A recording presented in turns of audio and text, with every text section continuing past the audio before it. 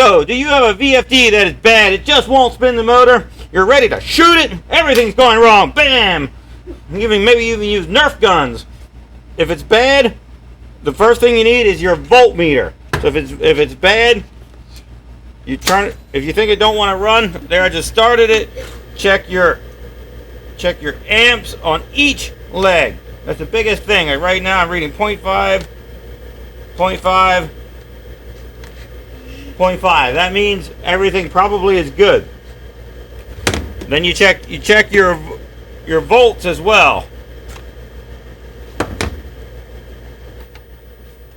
So there I'm reading 103. Go to leg 2 to 3, 103. You've got three wires from your VFD to your motor. You check the voltage across each one of those.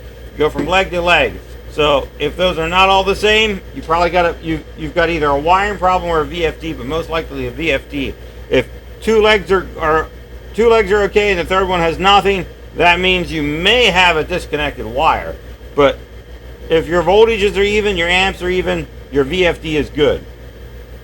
So that's your short tip on checking a VFD. A little bit more advanced would be going between earth and each of the output legs. Those need to be the same as well.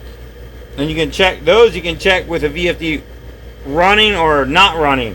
If it's powered up and not running, and you've got different power on the one output leg, guaranteed to be a bad VFD. And for small ones like this, you just replace it. There is no fixing it. It's the IGBTs in it, and big ones you can get replacements, but small ones are disposable. So that is your tips on how to check a VFD, if it's good or if it's junk.